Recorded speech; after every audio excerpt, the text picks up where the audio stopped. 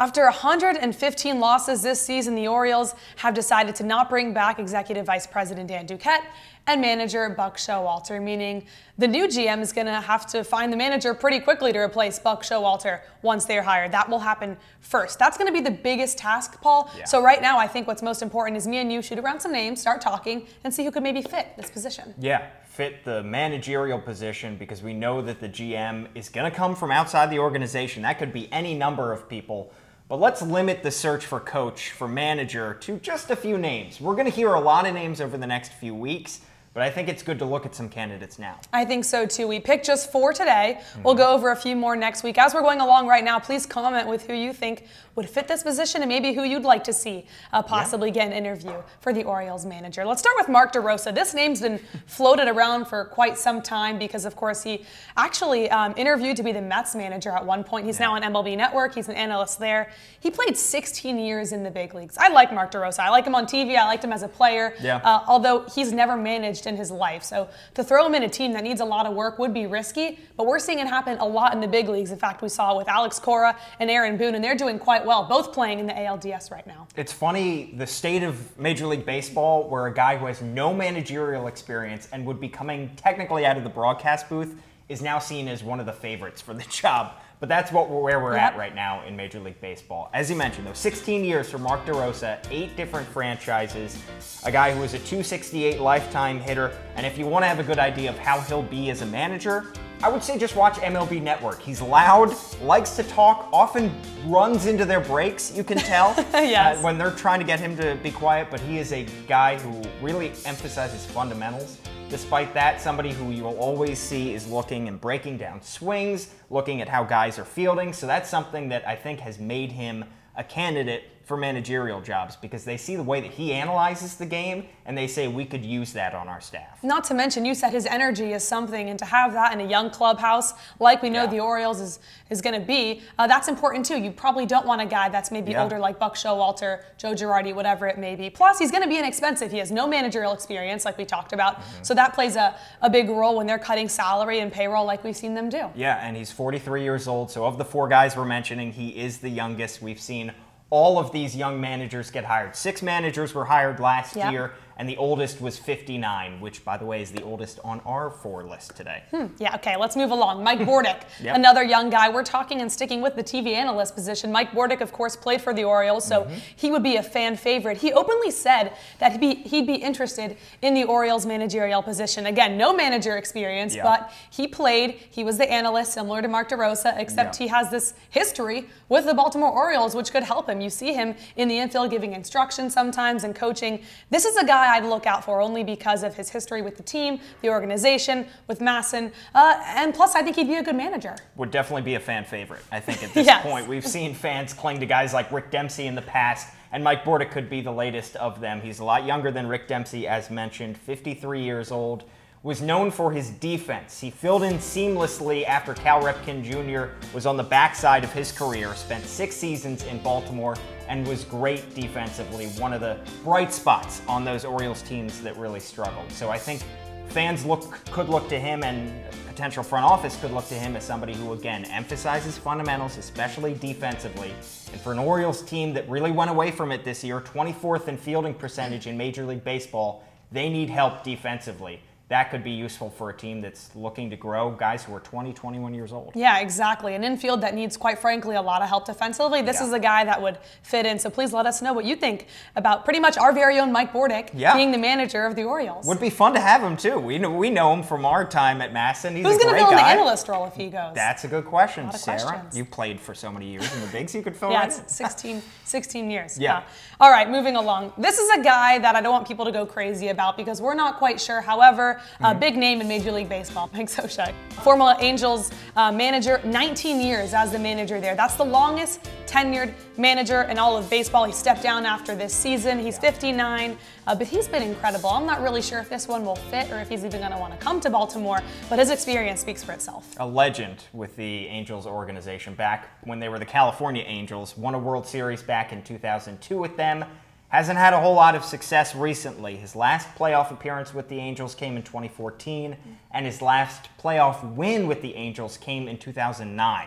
So this team, whether it's the players they've gotten or whether it's on his side more, has really struggled in the past few years. The question is, do you want to bring in a guy who is coming off 19 seasons with one organization, a legend with one organization? Do you want to bring him in and be the guy who is here to kickstart this rebuild?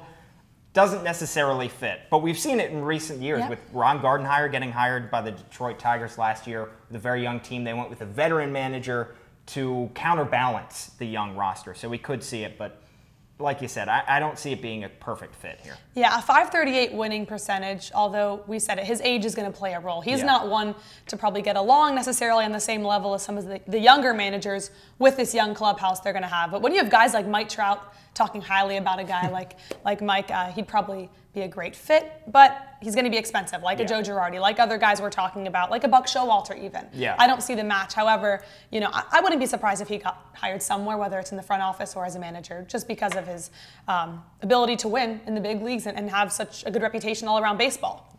Let's finish with one more. This is a guy that's been in the organization for a long time. He's now managed at AA Bowie for a total of 8 seasons. Players seem to love him. A lot of players actually that play on the big league team now were managed by this guy, Gary Kendall. I've heard nothing but great things. I haven't got to know him personally, but this is a name that could stick because if we know one thing about the Orioles, it's their ability to hire within the organization. Of course, the GM, whoever that may be, will have the decision to make. But Gary Kendall seems like a good fit, only because 33 of 56 players that played for the big league team this year were at one point managed by Gary Kendall. That could be either in AA or on rehab assignments. So that plays a big role in the clubhouse and as a manager as well. Definitely. And 3 playoff appearances with those Bowie Bay Sox, including 2015 Eastern League champs. Some of the names on that team: Austin Wynns, Trey Mancini, David Hess, Chance Sisco.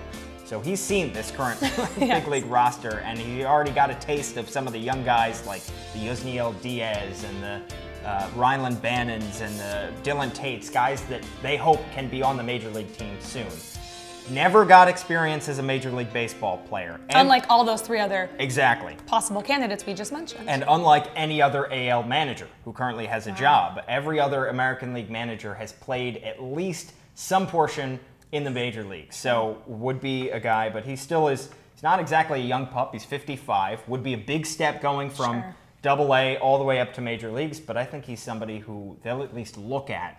Maybe not get the job, but somebody who could rise quickly. Maybe who get a bump up, a promotion this year, and maybe find his way to the major leagues eventually. Here's what I like about him that stands out the most. He's a Baltimore native. He coached baseball at Baltimore City Community College and then Towson. Those 2 things alone stick out to me because he knows the community, he knows the players. Of course, you mentioned guys that are currently on the team that played for him. Talk about Jonathan Scope and Manny Machado that were also with him at some point right now in the playoffs about to play each other. Those are 2 phenomenal players that he's managed. So I think he has a possibility, and like you said, if not manager, maybe a bench coach, maybe go to AAA, whatever it may be. He's proven himself at the AA level for sure. And we know that the GM is going to come from outside of the organization. So does that increase or decrease Gary Kendall's chances of being hired as manager? Because if somebody comes from outside the organization, odds are they're going to want to look at their own external candidates as well. Probably less likely to hire from within the organization. However, you might want someone from the organization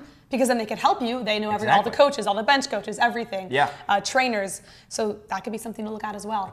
These are just 4 guys that we've mentioned, and who knows what else will pop up when the playoffs start coming to an end. First and foremost, the Orioles need to hire a GM. From there, the Orioles have announced that GM will have total control of whoever they want to hire, and whether that be the whole staff, just the manager, whatever they want. So that'll come first, but these are some names we're going to look at as more names start to float around. We'll come back and let you know what other candidates may have a chance at this Orioles managerial position. And it's an important managerial position to fill. The manager is more important now than ever. Relievers are getting more innings now than they ever have. The shift is a much bigger deal than it ever has been. So I think the manager in today's game is much more important than he was maybe 5-10 years ago. So this is a key hire. You look at guys like Cora, Kapler, Boone. Will a previous MLB player have a better chance at getting this manager position for the Orioles? And will somebody who has managerial experience have a leg up? Of the 6 managers who were hired last year before the 2018 season, only one, Ron Gardenhire, had previous managerial experience. So they're getting guys with absolutely no managerial experience, that's not a concern for a lot of franchises. Well, thank you guys so much for watching. Please comment below right now with who you think could get this manager position, or who you would like to see be interviewed for this very important Orioles manager position. Really open starting right now. I'm Sarah Perlman. He's Paul Mancano. We'll catch you next time on MASN All Access, brought to you by the Mercedes-Benz Summer Sales Event going on now. Visit MBUSA.com to learn more.